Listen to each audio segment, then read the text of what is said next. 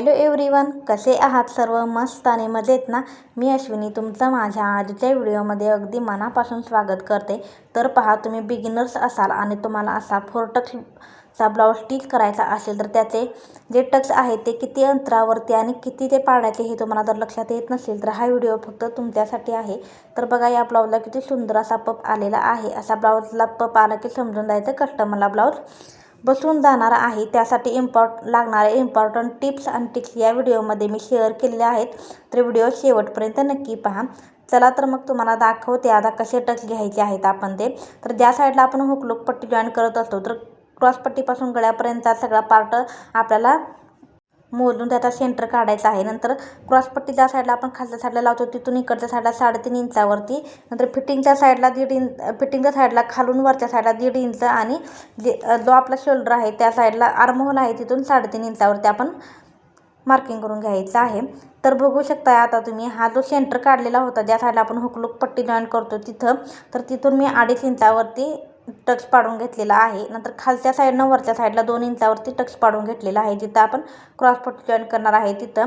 आणि ज्या साईडला फिटिंग करणार आहे त्या साईडला बघू शकताय तुम्ही, इथं 5 इंचाचा मी हा टक्स जो आहे तो इथं मार्क करून घेणार आहे. अशा पद्धतीने तुम्ही सुद्धा सर्व टक्स पाडायचे आहेत. आणि आर्महोलमधला तर तुम्हाला माहीतच आहे, मी सेंटर काढून घेतलेला आहे आपल्या आर्महोलचा किंवा त्याचा, आणि तिथून 3.5 इंचावरती खाली टक्स पाडून घेतलेला आहे. आणि आता सर्कल असा आलेला आहे. बघू शकताय तुम्ही किती सुंदर असं हे आपलं मार्किंग करून झालेलं आहे. तुम्हाला सुद्धा तुमच्या मापानुसार अगदी याच पद्धतीने मार्किंग करून घ्यायचं आहे. तर तुमचे चेस्टचं माप कमी जास्त असेल तर त्या पद्धतीने त्यानुसारच तुमचा खालचा जो टक्स आहे जो जिथं आपण क्रॉसपट्टी टाकत असतो तिथं हा वाला जो टक्स आहे आता मी टक्स मारते हा थोडासा कमी जास्त होऊ शकतो. तर पहा, इथं तो टक्स जो आहे तो 1/2 इंचाचा आपल्याला पाडायचा आहे. हा एकच टक्स आहे की जो आपण 1/2 इंच खालच्या साईडला घेतो आणि वरच्या साईडला तो तिरका मारून घेत असतो. आणि बाकीचे जे सर्व टक्स आहेत ते एकदम पाव इंचाचेच मारून घ्यायचे आहेत. तर ही माझी जी पद्धत आहे टक्स पाडण्याची, याच्यामुळे काय होतं तर ही टक्स एकदम परफेक्ट वाटते मला. कारण ह्या टक्सनुसार मी जे ब्लाऊज शिवते ते एकदम कस्टमरला परफेक्ट बसून जातात. फिनिशिंगसुद्धा सुंदर येतं आणि त्याचा पपसुद्धा अगदी सुंदर येऊन गेलेला आहे. तुम्ही बघू शकता. नेक्स्ट लास्टला सुद्धा मी तुम्हाला तो ब्लाऊजचा पप कसा आलेला आहे ते तुम्हाला नक्की दाखवेन. तर बघू शकता तुम्ही, सर्व जे टक्स आहेत ते पाव इंचाचेच पाडून घ्यायचे आहेत. या पद्धतीने तुम्ही टक्स पाडू शकता तुमच्या ब्लाऊजचे सुद्धा. कस्टमरला एकदम परफेक्ट तुमचा ब्लाऊज बसून जाईल. तर पहा, अजून याच्यामध्ये तुम्हाला काही शंका वाटत असेल तर ते सुद्धा तुम्ही मला कमेंट्समध्ये सांगा. एका ताईंचा मला कॉल आला होता पर्सनली की त्यांनी सांगितले की ताई, आम्ही क्लास करतोय पण हे सर्व टक्स वगैरे कसे पाडायचे ते लक्षात येत नाही. तर तुम्ही नेहमी 4 टक्सच्या ब्लाऊजचं कटिंग आणि स्टिचिंग कसं करायचं ते सांगत जा, जेणेकरून आमच्या सर्व गोष्टी लक्षात येतील. त्यासाठी मी 4 टक्स ब्लाऊजचे जे व्हिडिओ असतात ते अशा लोकांसाठी पाठवते जे सध्या शिकत आहेत आणि किंवा त्यांना काही प्रॉब्लेम येत असेल तर आपल्या व्हिडिओमधून त्यांना हेल्प व्हावी असं मला वाटतं. सो मी 4 टक्स ब्लाऊजचे नेहमी व्हिडिओ शेअर करत असते तुमच्याशी. तर तुम्ही बघू शकता सगळेच्या सगळे आपण टक्स पाडून घेतल्यानंतर पप किती सुंदर आलेला आहे. अगदी पहिलावाला जो आपण ब्लाऊज दाखवला होता का, पहिल्यांदा जो मी तुम्हाला पार्ट दाखवला होता अगदी त्याच पद्धतीने हा सेकंडवाला सुद्धा माझा आलेला आहे. तर बघा तुम्ही, हा वाला जो आहे पहिलावाला आहे आणि दुसरा वाला आहे तो हा वाला आला आहे. किती सुंदर टक्स आलेले आहे. तुम्ही बघू शकता. तुम्ही सुद्धा अशाच पद्धतीने टक्स पाडत जावा. सेंटरचा जो टक्स आहे तो सुद्धा एकमेकांना जुळतोय. बघू शकता तुम्ही किती सुंदर असा पप आलेला आहे. तर पहा, तुम्ही नेहमी टक्स पाडत असताना तुम्हाला काही प्रॉब्लेम्स येत असतील तर मला कमेंट्समध्ये सांगू शकताय, जेणेकरून मी तुमच्या प्रॉब्लेमचं सोल्युशन देण्याचा नक्की प्रयत्न करणार आहे तुम्हाला. आणि हा बघा तुम्ही, ब्लाऊज किती सुंदर पप आलेला आहे. याच्यानंतरसुद्धा ब्लाऊजला क्रॉसपट्टी कशी अटॅच करायची, हुकलूक पट्टी कशी अटॅच करायची हे सुद्धा मी पुढे जाऊन तुम्हाला सांगणार आहे. त्यामुळे व्हिडिओ तुम्ही पुढे कंटिन्यू नक्की करा, जेणेकरून तुमचे सर्व प्रॉब्लेम्स आहेत ते दूर होतील अशी मी आशा करते. तर पहा, इथं दोन्ही पार्ट मी घेतलेले आहेत. ही सुद्धा बिगिनरसाठी खूप इम्पॉर्टंट अशी टिप आहे. बघा, कधी कधी काय होतं, आपण उलट्या साईडची क्रॉसपट्टी करत असतो, एका साईडच्या 2 क्रॉसपट्ट्या तयार होतात. तर त्यासाठी आयडिया बघा मी काय काढलेली आहे. दोन्ही पार्ट मी घेतलेले आहे आणि त्याच्याखाली जी त्यांची क्रॉसपट्टी आहे ती अशा पद्धतीने ठेवून घेत असते, जेणेकरून तुमची दोन्हीही ज्या क्रॉसपट्ट्या आहेत त्या एका साईडच्या निघून येत. यासाठीही तुम्ही अशी आयडिया करू शकता किंवा हे असं करू शकता, जेणेकरून तुम्हाला पुढे जाऊन उसवायची वगैरे गरज पडणार नाही ब्लाऊज स्टिच झाल्यानंतर. तर पहा हे दोन्हीही पार्ट मी घेतलेले आहेत क्रॉसपट्ट्या. तर बघा क्रॉसपट्टीपेक्षा नेहमी आपलं मेन फॅब्रिक एक्स्ट्राचं कट करून घेतलेलं असतं आपण, हे तुम्हाला माहीतच आहे. मेन फॅब्रिक आहे ते क्रॉसपट्टीवरती सरळ ठेवून घेतलेलं आहे. म्हणजे क्रॉसपट्टीचं मेन फॅब्रिक आहे ते सरळ ठेवले आणि त्याच्यावरती आपण अस्तर ठेवून घेतलेला आहे. आणि अर्ध्या इंचाचं मार्जिन सोडून आपल्याला इथं एक टीप देऊन घ्यायची आहे. कटिंग करत असताना सुद्धा आपण क्रॉसपट्टीमध्ये 1 इंच एक्स्ट्राच ॲड करून घेत असतो किंवा ब्लाऊज कटिंग करत असताना सुद्धा 1 इंच एक्स्ट्रा ॲड करत असतो, जेणेकरून ही शिलाईमध्ये जाऊन तुमची जेवढी परफेक्ट उंची आहे तेवढीच येणार आहे. तर बघा खालच्या साईडने मी टीप मारून घेतलेली आहे आणि वरच्या साईडला जेवढा एक्स्ट्राचा पार्ट आहे तेवढा सगळा आपल्याला कट करून आपल्या क्रॉसपट्टीच्या मापानुसारच आपल्याला हे मेन फॅब्रिकसुद्धा कट करून घ्यायचं आहे. तर खालच्या साईडला सुद्धा जर तुमचं एक्स्ट्रा असेल तर ते सुद्धा तुम्हाला कट करून घ्यायचं आहे, जेणेकरून आतल्या साईडला जास्त माया योग्य नाही वाटत, तिथं जाड होऊन जातं, सो ते कम्फर्टेबल नाही वाटत. तर बघा खालच्या साईडनं तिथं आपण एक टीप मारून घेतलेली होती अर्धा इंचाची, ती आपण पलटी करून घ्यायचं आहे आणि तिथं अस्तरवरती आपल्याला एक दाब टीप देऊन घ्यायची आहे. खूप हळूवारपणे आणि तुम्हाला समजेल या पद्धतीने आणि या भाषेत मी तुम्हाला सांगण्याचा प्रयत्न करत आहे. तर बघा ही एक आपली क्रॉसपट्टी रेडी झालेली आहे. तुम्ही बघू शकताय किती सुंदर असा त्याला शेप आलेला आहे. जसा आपण कट केला होता अगदी तसाच, अगदी याच पद्धतीनं तुम्हाला ही वाली जी क्रॉसपट्टी आहे दुसरीवाली ती सुद्धा स्टिच करून घ्यायची आहे.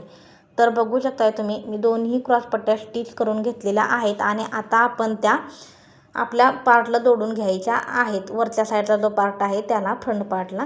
तर तुम्ही बघू शकताय मी मेन फॅब्रिक आहे ते मेन वरचा पार्ट आहे तो सरळ ठेवून घेतलेला आहे आणि आतल्या साईडला क्रॉसपट्टी ठेवून घेतलेलं आहे. क्रॉसपट्टी जी आहे ती सरळ ठेवून घेतलेली आहे, म्हणजे सरळ ठेवून घेतलेली आणि त्याच्यावरती हा पार्ट सरळ ठेवून घेतलेला आहे आणि अर्धा इंचाचं मार्जिन सोडून इथं मी एक टीप देऊन घेतलेली आहे. आणि आतल्या साईडला तुम्ही बघू शकताय जी अनविजिबल अशी क्रॉसपट्टी आपण जॉईन करतो अगदी त्याच पद्धतीने मी ही जॉईन करून घेणार आहे. तर बघा ही वरच्या साईडला टीप आलेली आहे आणि ह्या साईडनं सुद्धा असं फिटिंग केल्यानंतर ही टीपसुद्धा आतल्या साईडला जाणार आहे आणि दोन्ही साईडला अंडरग्राऊंड टीप बसणार आहे आणि तुमची क्रॉसपट्टी एकदम फिनिशिंगमध्ये लागून जाणार आहे. तुम्ही बघू शकता उलट्या साईडला सुद्धा क्रॉसपट्टी अटॅच केलेली तुम्हाला शिलाई दिसत नाही आणि वरच्या साईडनं सुद्धा दिसणार नाही.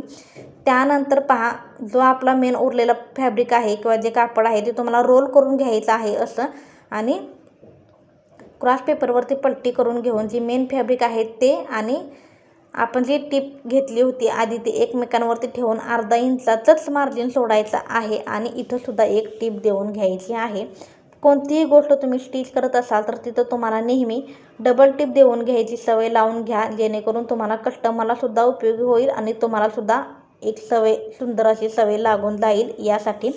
तर तुम्ही बघू शकता मी दोन्ही टिपा मारून घेतलेल्या आहेत. समोरच्या साईडनं जरा जास्त मोठं हे असतं त्या साईडनंच आपल्याला हे बाहेर काढून घ्यायचं आहे. तर तुम्ही बघू शकता मी अशा पद्धतीने हे बाहेर काढून घेतलेली आहे. पूर्ण ब्लाऊज जो आहे तो आपला या साईडनं अशा पद्धतीनं बाहेर काढून घ्यायचा आहे आणि बाहेर काढून झाल्यानंतर क्रॉसपट्टीसुद्धा मी जोडलेली आहे.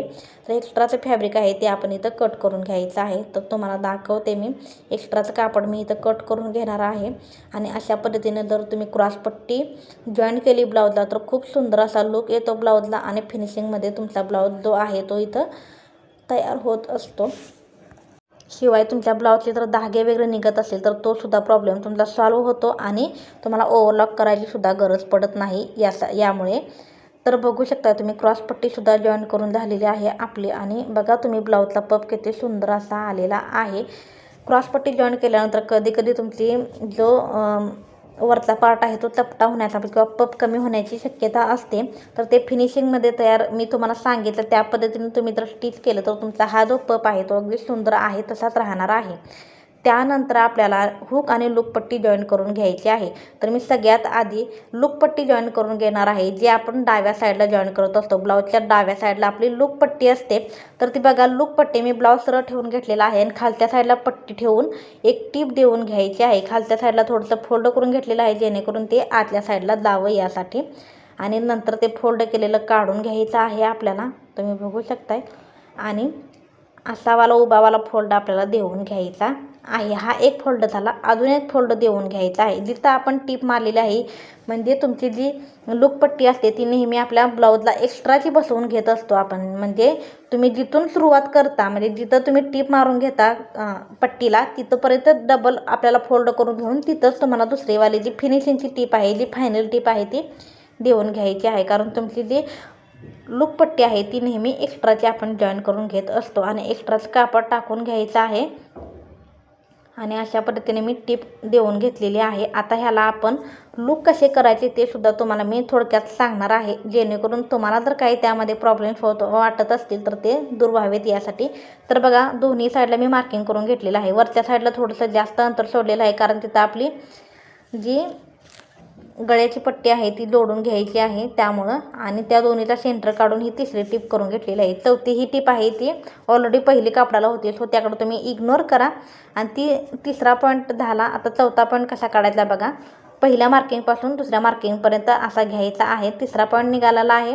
त्यानंतर बघा जिथं आपण हे केलं होतं ते सुद्धा फोल्ड करायचं आहे आणि पाचवा सुद्धा पॉईंट इथं आपल्याला निघून गेलेला आहे. आणि पाचीच्या पाची इथं मार्किंग करून झालेले आहेत आपले.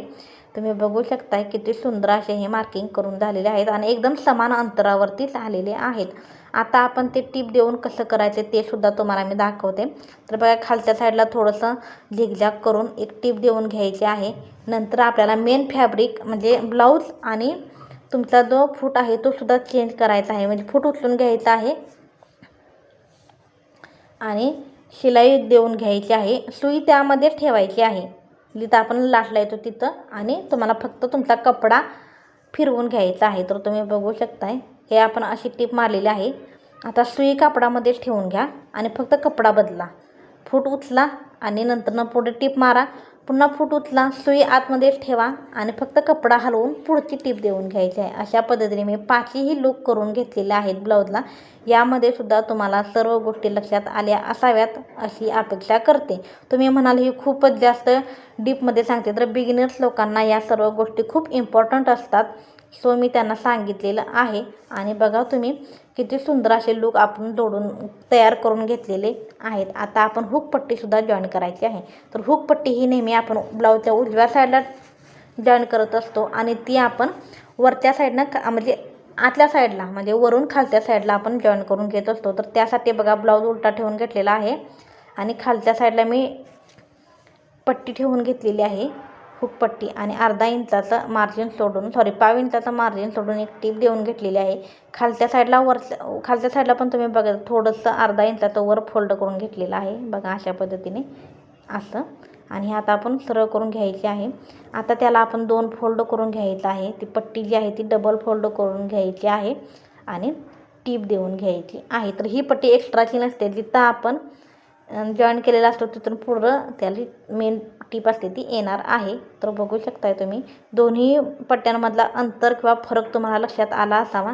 लूकपट्टी असते ती नेहमी आपण एक्स्ट्राची जॉईन करतो आणि जी हुकपट्टी आहे ती आपण ब्लाऊजलाच तिथून पुढे जॉईन करून घेत असतो आणि एकमेकांवरती ठेवून घेतल्यानंतर तुम्ही बघू शकताय एकदम परफेक्ट आणि फिनिशिंगमध्ये आपला हा ब्लाऊज आहे तो अशा पद्धतीचा रेडी झालेला आहे. आणि याला आता फक्त आपल्याला इथं जी गळ्याची पट्टी असते त्याच फक्त जॉईन करून झालेलं आहे. तर ते तुम्हाला भरपूर साऱ्या व्हिडिओमध्ये मी सांगितलेलं आहे गळापट्टी कशी जोडायची ते, आणि त्यावरती एक डिटेल्स व्हिडिओमध्ये सुद्धा तुमच्याशी शेअर केलेला आहे. आणि आता बघा ब्लाऊजचा फायनल लुक तुम्ही बघायचा आहे ना, तर किती सुंदर पप आलेला आहे तुम्ही बघू शकताय. असेच नवनवीन व्हिडिओ पाहण्यासाठी आपल्या चॅनेलला नक्की सबस्क्राईब करा. व्हिडिओ आवडला असेल तर व्हिडिओला लाईक करा, शेअर करा, जेणेकरून तुमच्या मैत्रिणींना सुद्धा त्याचा उपयोग होणार आहे. बाय.